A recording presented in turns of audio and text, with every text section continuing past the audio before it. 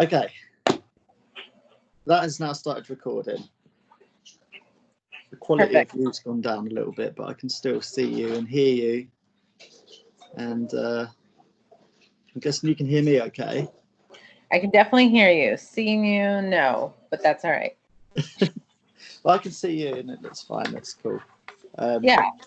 So this is a new thing I want to do on my channel for people watching, as in just talking.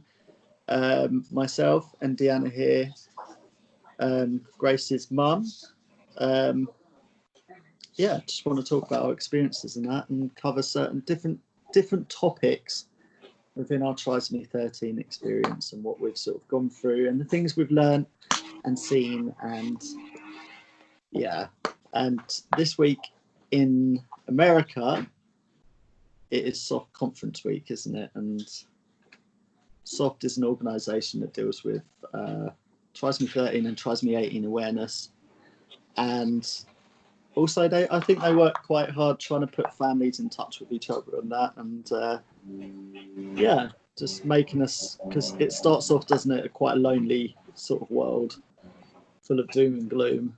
And yeah, I don't know, what do they do over there in America with SOFT? So when we got our diagnosis, they had given us some information and said, oh, I think there's different types of support groups. If you were to Google, you could look it up. And I did find the SOFT website, so the support organization for trisomies. And what I did was, once we had a confirmed diagnosis, I became a member. The membership is free.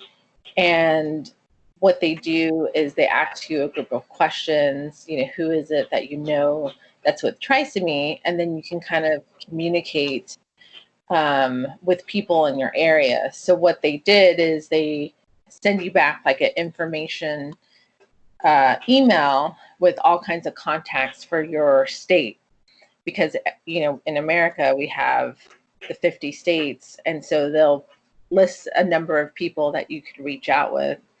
And then they also directed me to the Facebook group and to their Facebook page and ways to get updates. So it's really through them that I was able to make connections with some of the people about Grace's care. Was that the SOFT Facebook group or the other one? There's a... First, it was the SOFT Facebook group that I joined. And then specifically, I went looking for Trisomy 13. I had noticed on Facebook there was a lot of Trisomy 18, and really only found the one Trisomy 13 group, and ended up joining that one and being able to collaborate with a lot of people there. So that's what I'd done as well, done the same thing. I think Rebecca actually came across the Facebook group first, because like, you know, I was all Instagram, and that's how we met, isn't it? And started talking. But Beck was also doing a lot of research, like looking for positive stories, you know, just children that have survived, basically, because we were like, well, no one survives this. And yeah, she came across that Facebook group. I always have trouble with the name. I think it's Living with Trisomy 13. It's quite a long name. Yes. But it's very helpful, isn't it? So I think you've got quite a few people there in America, haven't you, who actually live with this sort of daily, and sort of support each other and that, don't they? It's quite a big sort of community over there. With, you know, if you think about how many children don't actually make it, I think there's a fair few that are alive in America, and you know, I'm starting to find out here as well in the UK that we've got quite a few. And start with, you know, it's really lonely, and then I got in contact with certain groups and stuff online, and SOFT have sort of reached out as well. And I just before this, I attended SOFT UK's first Zoom conference, and you know, there's like a couple of other families who are actually quite local, and like we've been, you know, Darcy's 2 years old now, and we haven't met anyone with Trisomy 13 or Trisomy 18. And I think that's the biggest problem in our community, isn't it? It's just the seclusion and sort of, you know, you're kind of left like, here's your child, they're going to die, good luck with that. And that's it. That's almost how it feels, or how it felt for us anyway. And like, then suddenly, you know, you start doing your own research and you realise that there's a lot more out there, and there's great groups like SOF that are trying to sort of bring us all together a bit. And I think things like this also help to show others, because, you know, I think most of us, when we first get a diagnosis, we go and Google, search YouTube, search in Instagram, and yeah, I just think this is what we want to do, isn't it? We want to do our part to try and get more information out there, more experiences out there, and real life sort of, you know, not just this incompatible with life. Exactly. When I joined the it's Trisomy 13 Life Support, Living with Tau Syndrome. That's the Facebook group. And I knew there was an extra bit on the name. Yeah. Yeah, it's a long one. And so when I first joined, I actually didn't even make a post about anything. I think I made maybe one post closer to when Grace was actually born. But, you know, I was doing a lot of research in the background. I was almost like Facebook stalking people and just looking at like their pictures, how old their kids were, the different types. It becomes a bit of a desperation, doesn't it, for information? And it does. I can relate to that.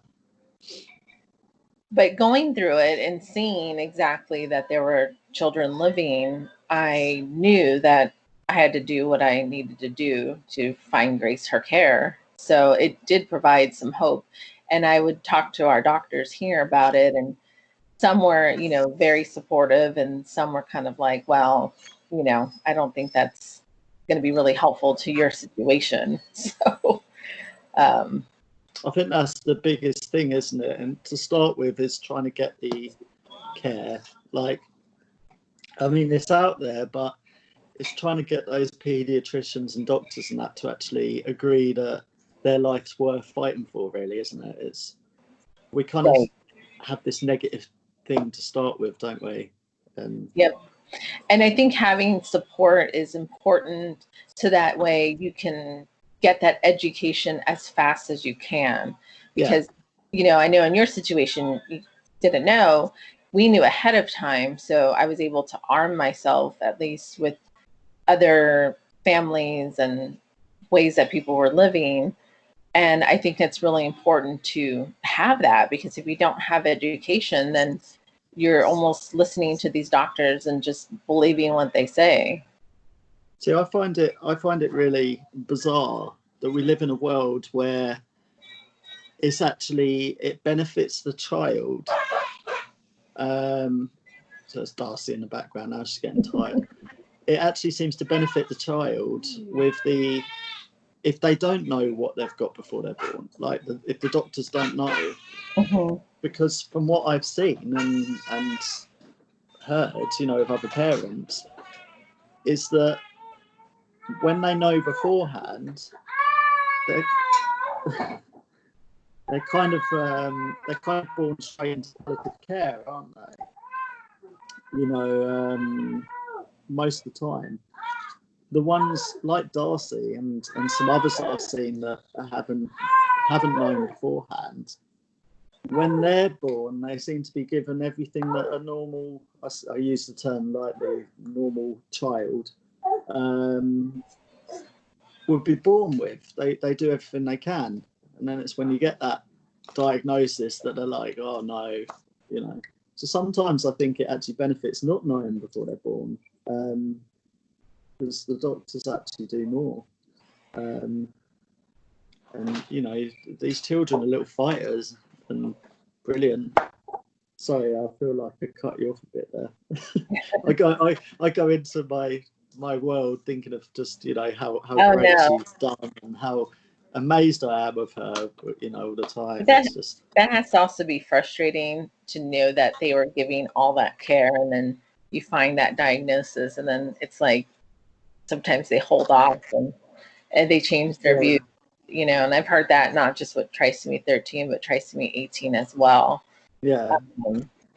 So I think either way too, they both have their downfall, because you'll always have to, in a way, be advocating depending on who you're dealing with. Yeah.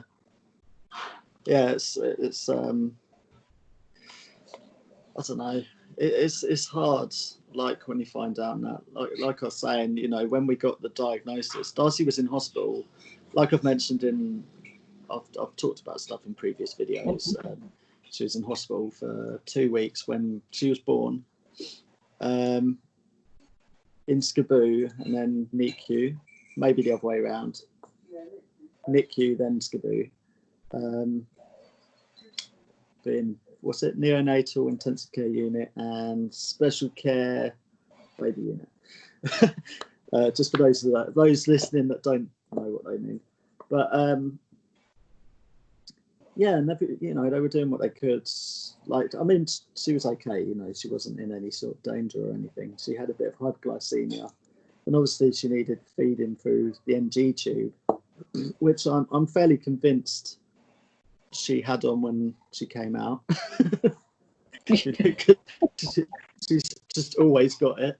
But yeah, when we got the 2-week diagnosis, that was it really. And next day she was discharged, and we were put onto Keach for end of life. And Keach is a brilliant charity locally, like a hospice. They deal with a lot of, you know, poorly sort of end of life scenarios with children. And yeah, anyone that is watching that knows or sees the Keach second-hand shops or anything, go and donate. You know, go and help them. They're a really good cause. You've probably got have you got similar things there? It's probably, it's like hospice here, and it really depends. Like here, we actually still work with the hospice team, even though Grace is doing really well. They're actually, well. They keep telling us that they're going to have to kick us off because she's doing too well. But they do. It's helpful because, you know, she's too healthy for this. Yeah, and it really just depends on the type of doctors. I've been able to work with some really good hospice people here that support us even at her hospital, and they know our wishes. They know that, you know, we're just not going to give up, and yeah, which is really good. But there's other hospice teams that we have heard of that, you know, will not be supportive. So it really does depend almost on the area that you're in, and I think the hospital view as well. That is very, very important. I found it really sort of, I don't know, quite scary actually here, how much power sort of pediatrician had. You know, the guy in the hospital that was kind of in charge of the whole ward and everything. And it's like, it seemed like he could just, you know, write off life's, you know, it's like I said, when she was born, they put DNAR in place like straight away when they get diagnosis based on nothing but a diagnosis. And, you know, like I said, we were put onto Keach, and they've been brilliant and checking in with us during this pandemic and everything, and seeing that we're all right and that. But yeah, I found it quite scary, how those doctors can kind of just write people off if they feel like it, you know. I mean, and I say feel like it, but I think that is quite appropriate, because I do think that if they wanted to, they could go out and find the information or find the children alive, or, you know, but it's almost like, I don't know, maybe they're too busy or something, or I don't know. Yeah, it doesn't account for all of them, but definitely our experience. He came across like he wasn't very interested really in anything. We gave us a leaflet that said we could have another baby, you know, who the chances of having trisomy 13 would be very low, you know. Same here. So, Same here. I think it really just depends on the doctor and how, they view, what a quality of life is, and a lot of the facilities here don't take into account the parents and their particular views. It's just, this is the hospital's viewpoint and it's for everyone. And so when you do find a hospital that really listens to the feedback of parents, regardless of what those struggles are going to be, you have a better outcome and a better experience. Our hospital originally was pretty supportive, but we, couldn't, they said they were going to do everything for Grace, but we couldn't get her the one thing that she needed, which was her heart surgery. And I did find that the hospice have their protocol here, which was, let's have a birth plan. Let's have, all the details about what we want done, when she's born, from whether she's full code or not, to, have that on file and ready to go. But when we left and we decided to go to Omaha, we didn't have those talks there. They were, let's see what she does. It was talk about that when we get there to that point. And we've always said, we will always let her lead the way, but we need to give her the opportunity. Like, we're not going to be selfish people and just keep doing things to her that's not going to be helpful. But yet, if you were to give it to a normal chromosome child, then we want that opportunity. And I definitely think it has to do with hospital mentality. Yeah, totally. Sorry, I just thought I'd get Darcy in the video to say hi. Mm-hmm. You say hi? Oh, okay. Yo. But yeah, I totally agree. Like, we've had different experiences from doctor to doctor. Cuddle, are you okay? Just wants to look out the window. Yeah, we've had different experiences from doctor to doctor. And since we've oh, this might be the suction. Well, that was a quick visit. But she needs suctioning. Beck's going to go and sort of out. Yeah, we've had quite a different sort of experience from doctor to doctor, and like I say, that first paediatrician wasn't very supportive or helpful. But yeah, so I was just thinking about when they actually broke the news to us. He came across like, I think he even smiled, didn't he, Beck? Yeah, because Beck thought he was joking at first, because he actually even smiled. It's like, seriously, But I don't know. From that moment on, it was like, rooms full of people talking to us and stuff, just information overload type stuff. But we since then we changed to a more local paediatrician who's a lot more supportive of her needs, and we've had, because Darcy obviously is doing well as well, we've had a lot of other stuff, been put in contact with a lot of other areas where they can help, things like physio and that, and because we were just on our own to begin with. That's what it felt like anyway. And yeah, I mean, we're kind of lucky actually how she is, that it's been such, I wouldn't say plain sailing, but it's been quite chilled throughout the pandemic with her.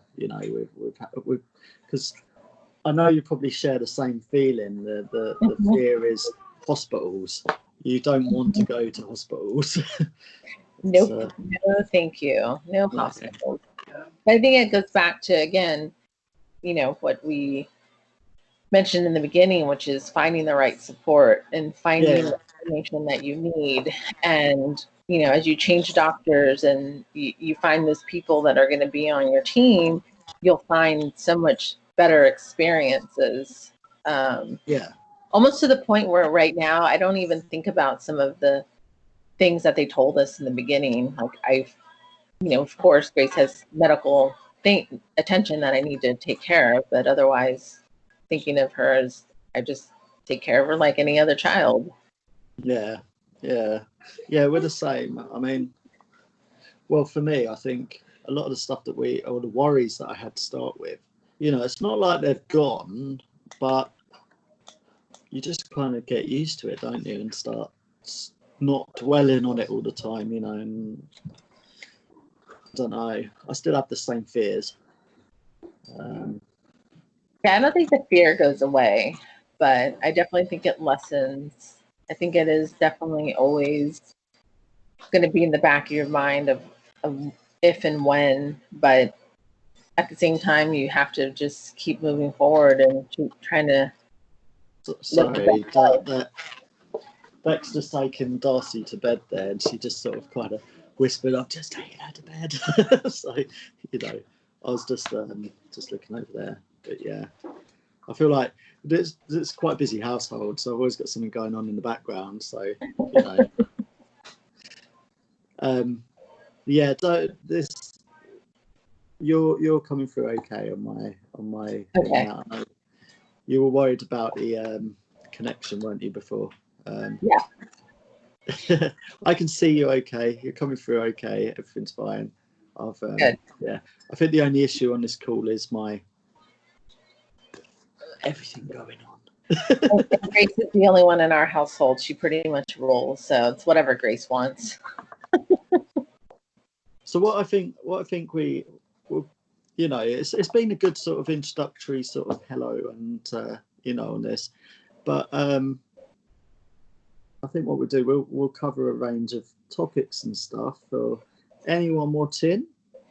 And maybe if I don't know if anyone wants to hear about anything in particular, they could comment and say, and we could discuss it, or maybe you've got NG, I've got G2, Grace has a trig, so there's definitely plenty we could talk about, eyes, hearing, so many topics. I did want to talk about a few things actually, I do want to do a video about Darcy's breath holds and stuff because they're scary. But I was going to say we're thankful because since the start of the lockdown, she just stopped doing that, and that was almost a daily thing some days, the breath holding. So it's quite big. It's quite a big thing for us that she stopped that, but it's definitely made this pandemic easier. But I do want to sort of talk about things like that because I know that just mental stress it puts on people and how, this whole life. And I remember early on you with the track and that, and you had all worries about all different things, infections or being pulled out. Or, Yep. There's a lot of things that come with these sort of conditions, isn't there? And a lot of worries for parents. And anyone that is watching wants to reach out, just reach out and say hi. You guys aren't alone. There's a lot of us out here, a lot more than you'd originally be told, anyway. And we feel like some sort of secret underground group, don't we? It is.